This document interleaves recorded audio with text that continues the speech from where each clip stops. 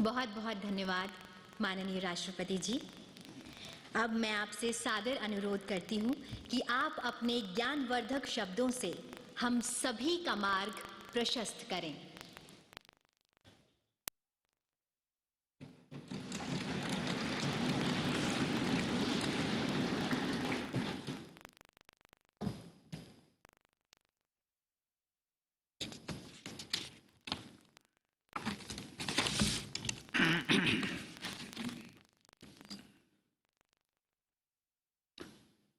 उपराष्ट्रपति श्री एम वेंकैया नायडू जी, प्रधानमंत्री श्री नरेंद्र मोदी जी, लोकसभा अध्यक्ष श्री ओम बिरला जी, राज्यसभा के उपसभापति श्री हरिवंश जी, राज्यसभा में सदन के नेता श्री पीयूष गोयल जी, संसदीय कार्य मंत्री श्री प्रहलाद जोशी जी, सभी सांसदगण और प्यारे देशवासियों, संविधान दिवस के दिन आप सबके साथ यहाँ उपस्थित होकर मुझे बहुत प्रसन्नता हो रही है। हम सब जानते हैं कि भारत विश्व का सबसे बड़ा लोकतंत्र है। मुझे विश्वास है कि आप सब भी इस अवसर पर हमारे महान लोकतंत्र के प्रति गौरव का अनुभव कर रहे होंगे। इसी सेंट्रल हॉल में 72 वर्ष पहले हमारे संविधान निर्माताओं ने स्वाधीन भारत के उज्जवल भविष्य के दस्तावेज को यानी हमारे संविधान को अंगीकार किया था तथा भारत की जनता के लिए आत्मार्पित किया था। हमारे देशवासियों ने जब अपनी नियति के निर्धारण का अधिकार हासिल किया, उस समय का भारत लंबे विदेशी शासन के दौरान किए गए शोषण से त्रस्त था। उस समय हमारे देश के करोड़ों लोग गरीबी और निरक्षरता का दंश भोग रहे थे। उस स्थिति को बदलने के लिए तथा राष्ट्र निर्माण के लिए लोगों में उत्साह जागृत हो चुका था। हमारे कर्मठ देशवासियों को एक संवैधानिक संरचना की आवश्यकता थी। लगभग 7 दशक की अल्प अवधि में ही भारत के लोगों ने लोकतांत्रिक विकास की एक ऐसी अद्भुत गाथा लिख दी जिसने समूची दुनिया को विस्मित कर दिया। मैं ये मानता हूँ कि भारत की ये विकास यात्रा हमारे संविधान के बल पर ही आगे बढ़ती जा रही है। देवी और सज्जनों, हमारे संविधान में वे सभी उदात्त आदर्श समाहित हैं जिनके लिए विश्व के लोग भारत की ओर सम्मान और आशा भरी दृष्टि से देखते रहे। हम भारत के लोग, इन शब्दों से आरंभ होने वाले हमारे संविधान से ये स्पष्ट हो जाता है कि भारत का संविधान लोगों की आकांक्षाओं की सामूहिक अभिव्यक्ति है। संविधान सभा के सदस्यों ने जनप्रतिनिधि की हैसियत से संविधान के प्रत्येक प्रावधान पर चर्चा और बहस की।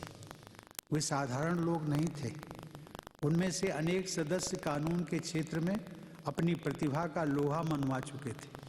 अनेक सदस्य अपने अपने क्षेत्र के प्रतिष्ठित विद्वान थे और कुछ तो दार्शनिक भी थे। लेकिन संविधान के निर्माण में वे सभी संविधान सभा के लिए निर्वाचित जनप्रतिनिधि के रूप में ही भाग ले रहे थे। उनके शब्दों के पीछे उनके सत्कार्यों और नैतिकता का आभा मंडल था। उनके चरित्र की महानता का परिचय हमारे स्वाधीनता संग्राम में उनकी भागीदारी के दौरान लोगों को मिल चुका था। संविधान निर्माण के लगभग 3 वर्षों में उन महान विभूतियों ने भारत की सामूहिक परिकल्पना को बड़े मनोयोग से स्वरूप प्रदान किया। मुझे प्रसन्नता है कि आज संविधान सभा की चर्चाओं तथा संविधान के कैलीग्राफ्ट वर्जन और अपडेटेड वर्जन के डिजिटल संस्करण जारी कर दिए गए हैं। इस प्रकार टेक्नोलॉजी की सहायता से ये सभी अमूल्य दस्तावेज सबके लिए सुलभ हो गए। देवी और सज्जनों, संविधान सभा की चर्चाओं में राष्ट्र निर्माण के लिए मानवीय चिंतन और चेतना की पराकाष्ठा के दर्शन होते हैं। उन चर्चाओं के डिजिटल वर्जन से केवल देशवासियों को ही नहीं बल्कि पूरे विश्व को, विशेषकर युवा पीढ़ी को हमारे देश की महानता और क्षमता की जानकारी मिलेगी और भविष्य के लिए मार्गदर्शन भी प्राप्त होगा। संविधान के कैलीग्राफ्ट वर्जन से लोगों को हमारी कला, संस्कृति और परंपरागत कथाओं के महान आदर्शों की झलक कलात्मकता के सर्वश्रेष्ठ रूप में देखने को मिलेगी। शासन व्यवस्था के आधारभूत ग्रंथ की इतनी कलात्मक प्रस्तुति का उदाहरण अन्यत्र शायद ही देखने को मिले। संविधान के अपडेटेड वर्जन से नागरिकों, विशेषकर विद्यार्थियों को हमारी संवैधानिक प्रगति की अब तक की यात्रा की जानकारी प्राप्त होगी। संवैधानिक लोकतंत्र के विषय पर ऑनलाइन क्विज कराने की पहल अत्यंत सराहनीय है।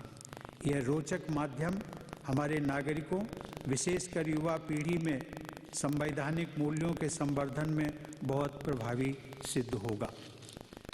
माननीय सांसदगण, हमारे संविधान निर्माताओं ने देशवासियों में साक्षरता की कमी तथा अनेक अन्य आशंकाओं के बावजूद साधारण के विवेक में अटूट आस्था दिखाते हुए यूनिवर्सल अडल्ट फ्रेंचाइज का अधिकार सभी नागरिकों को दिया। इसके पहले किसी भी लोकतंत्र में आरंभ से ही यूनिवर्सल अडल्ट फ्रेंचाइज का अधिकार प्रदान नहीं किया गया था।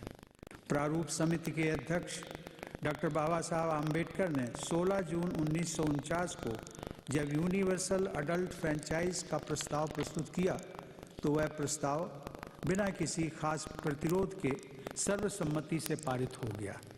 इस संदर्भ में विशेष रूप से यह तथ्य उल्लेखनीय है कि इंग्लैंड और अमेरिका जैसे देशों में महिलाओं को लंबे संघर्ष के बाद मताधिकार प्राप्त हो सका था, परंतु हमारे देश में न केवल महिलाओं को आरंभ से ही मताधिकार प्रदान किया गया बल्कि कई महिलाएं संविधान सभा की सदस्य भी थीं और उन्होंने संविधान के निर्माण में अपना अभूतपूर्व योगदान दिया था। हम भारत के लोग ये गर्व से कह सकते हैं कि हमारे संविधान के निर्माण में फाउंडिंग फादर्स के साथ साथ फाउंडिंग मदर्स ने भी अपना योगदान दिया है। पश्चिम के कुछ विद्वान ये कहते थे कि भारत में वयस्क मताधिकार की व्यवस्था विफल हो जाएगी, परंतु यह प्रयोग न केवल सफल रहा अपितु समय के साथ और मजबूत हुआ है। यहाँ तक कि अन्य लोकतंत्रों ने भी इससे बहुत कुछ सीखा है। हमारी आज़ादी के समय राष्ट्र के समक्ष उपस्थित चुनौतियों को ये ध्यान में रखा जाए तो भारतीय लोकतंत्र को निस्संदेह मानव इतिहास की सबसे बड़ी उपलब्धियों में से एक माना जा सकता है। इस उपलब्धि के लिए हम संविधान निर्माताओं की दूरदर्शिता और जनगण मन की बुद्धिमत्ता को नमन करते हैं। माननीय सांसदगण, 26 नवंबर 1949 को संविधान सभा के अध्यक्ष के रूप में संविधान पर हस्ताक्षर करने से कुछ ही क्षण पहले डॉक्टर राजेंद्र प्रसाद जी ने एक वक्तव्य दिया था। उनके कुछ शब्दों को मैं यहाँ दोहराना चाहता हूँ। उन्होंने कहा था, कोट, एक विधि निर्माता न केवल बुद्धिमान होना चाहिए बल्कि उसमें हर मामले में संतुलित दृष्टिकोण अपनाने की योग्यता भी होनी चाहिए ताकि वह स्वतंत्र रूप से कार्य कर सके और सबसे बढ़कर जीवन के मूलभूत आदर्शों के प्रति सच्चा बन सके। यदि एक शब्द में कहें तो उसे चरित्रवान होना चाहिए। अनकोट। डॉक्टर राजेंद्र प्रसाद के अनुसार जनप्रतिनिधियों की योग्यता का कोई मानदंड नहीं हो सकता। फिर भी सांसदों से उनकी अपेक्षा और उनके वक्तव्य में स्पष्ट है, वो चाहते थे कि संसद सदस्यों में उच्च स्तर की नैतिकता होनी चाहिए क्योंकि उनकी दोहरी जिम्मेदारी होती है, पहली अपने स्वयं के आचरण की और दूसरी जनप्रतिनिधि के रूप में किए गए कार्यों की। माननीय सांसदगण, हमारी यह संसद भारत की लोकतांत्रिक व्यवस्था का सर्वोच्च शिखर है। संसद की गरिमा की रक्षा में संसद के सभी सदस्य शामिल हैं, चाहे वे सत्ता पक्ष के हों या प्रतिपक्ष के। सभी सांसद यहाँ कानून बनाने के साथ साथ जनहित से जुड़े मुद्दों पर चर्चा करने के लिए एकत्र होते हैं। वस्तुतः ग्राम सभा, विधानसभा और संसद के निर्वाचित प्रतिनिधियों की केवल एक ही प्राथमिकता होनी चाहिए। वह प्राथमिकता है अपने क्षेत्र के सभी लोगों के कल्याण के लिए और उससे भी बढ़कर राष्ट्र हित में कार्य करना। विचारधारा में मतभेद हो सकते हैं, लेकिन कोई भी मतभेद इतना बड़ा नहीं होना चाहिए कि वह जन सेवा के वास्तविक उद्देश्य में बाधा बने। सत्ता पक्ष और प्रतिपक्ष के सदस्यों में प्रतिस्पर्धा होना स्वाभाविक है, लेकिन यह प्रतिस्पर्धा बेहतर प्रतिनिधि बनने और जन कल्याण के लिए बेहतर काम करने की होनी चाहिए, तभी इसे स्वस्थ प्रतिस्पर्धा माना जाएगा। संसद में प्रतिस्पर्धा को प्रतिद्वंद्विता नहीं समझा जाना चाहिए। हम सब लोग ये मानते हैं कि हमारी संसद लोकतंत्र का मंदिर है, अतः हर सांसद की ये जिम्मेदारी बन जाती है कि वे लोकतंत्र के इस मंदिर में श्रद्धा की उसी भावना के साथ आचरण करें जिसके साथ वे अपने पूजा गृहों और इबादतगाहों में भी करते हैं। प्रतिपक्ष वास्तव में लोकतंत्र का सर्वाधिक महत्वपूर्ण तत्व है। सच तो यह है कि प्रभावी प्रतिपक्ष के बिना लोकतंत्र निष्प्रभावी हो जाता है। सरकार और प्रतिपक्ष अपने मतभेदों के बावजूद नागरिकों के सर्वोत्तम हितों के लिए मिलकर काम करते रहें, यही अपेक्षा की जाती है। हमारे संविधान निर्माताओं ने ऐसी ही परिकल्पना की थी और राष्ट्र निर्माण के लिए यही आवश्यक भी है। यदि आप सभी सांसदगण अपने उत्तरदायित्व को स्वाधीनता संग्राम के आदर्शों के विस्तार के रूप में देखें, तो आपको संविधान निर्माताओं की विरासत को और मजबूत बनाने की जिम्मेदारी का एहसास होगा। यदि आप ये एहसास करेंगे कि आप आज उन स्थानों पर बैठे हैं जहां कभी हमारे संविधान निर्मातागण बैठते थे, तो स्वतः ही आप सबको इतिहास बोध और कर्तव्य बोध का गहरा अनुभव होगा।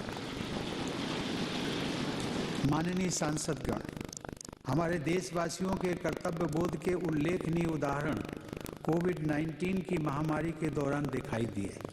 हमारी विशाल जनसंख्या और इसके घनत्व को देखते हुए इस महामारी की असाधारण चुनौती का सामना करना हमारे लिए और भी कठिन था। फिर भी देशवासियों ने इस चुनौती को स्वीकार किया और प्रशासन ने भी अधिक से अधिक लोगों की जान बचाने में कोई कसर नहीं छोड़ी। महामारी के शुरुआती महीनों का दौर गुजरे अब काफ़ी समय हो गया है, लेकिन वे दृश्य हमारे मनोमस्तिष्क में लंबे समय तक अंकित रहेंगे कि कैसे सभी देशवासियों ने एक दूसरे की मदद करने के भरपूर प्रयास किए और किस प्रकार से अलग अलग क्षेत्रों के कोरोना योद्धाओं ने भाईचारे के अद्भुत उदाहरण प्रस्तुत किए। हमने न केवल अपने लिए वैक्सीन विकसित की, बल्कि विश्व के अन्य देशों को भी वैक्सीन उपलब्ध कराने का बीड़ा उठाया। यह प्रयास मानवता के इतिहास में अपनी तरह का सबसे बड़ा अभियान माना जाएगा। माननीय सांसदगण, हमने हाल ही में राष्ट्रपिता महात्मा गांधी की 150वीं जयंती का वर्ष पर्यंत समारोह मनाया। अब हम स्वतंत्रता की 75वीं वर्षगांठ मना रहे हैं। यह हम सब के लिए प्रसन्नता का विषय है कि आज़ादी का अमृत महोत्सव के दौरान आयोजित विभिन्न कार्यक्रमों में देश भर के लोग बढ़ चढ़कर भागीदारी कर रहे हैं। उनके उत्साह से यह प्रकट होता है कि उनके हृदय में उन ज्ञात और अज्ञात स्वतंत्रता सेनानियों के प्रति गहरा सम्मान है, जिनके त्याग और बलिदान के फलस्वरूप हमारे लिए आज़ादी की खुली हवा में सांस लेना संभव हो सका है। इस तरह के ऐतिहासिक महत्व के अवसर हमें उन जीवन मूल्यों की भी याद दिलाते हैं जिनके लिए हमारे स्वाधीनता सेनानियों ने संघर्ष किया और जो संविधान की उद्देशिका में न्याय, स्वतंत्रता, समता और बंधुता के रूप में उल्लिखित है। आइए संविधान दिवस के अवसर पर हम अपने दैनिक जीवन में उन महान राष्ट्रीय आदर्शों पर चलने के लिए स्वयं को पुनः समर्पित करें। इन आदर्शों का पालन करने से विश्व मंच पर हमारी उपस्थिति और मजबूत होगी तथा किसी भी चुनौती का सामना हम प्रभावी ढंग से कर सकेंगे। माननीय सांसदगण, हमारे संविधान के प्रीएम्बल अर्थात उद्देशिका को संविधान की अंतरात्मा कहा जाता है। आज के इस कार्यक्रम के अंत में सभी देशवासियों द्वारा संविधान की उद्देशिका का सामूहिक पाठ आयोजन करने की पहल अत्यंत सराहनीय है। इससे हमारे सभी देशवासियों में संविधान के आदर्शों के प्रति गौरव का भाव और मजबूत होगा। कुछ ही देर में हम सब संविधान की उद्देशिका का अक्षरशः पाठ करेंगे। अंत में संविधान दिवस के अवसर पर मैं सभी देशवासियों को पुनः हार्दिक बधाई देता हूं। धन्यवाद। जय हिंद।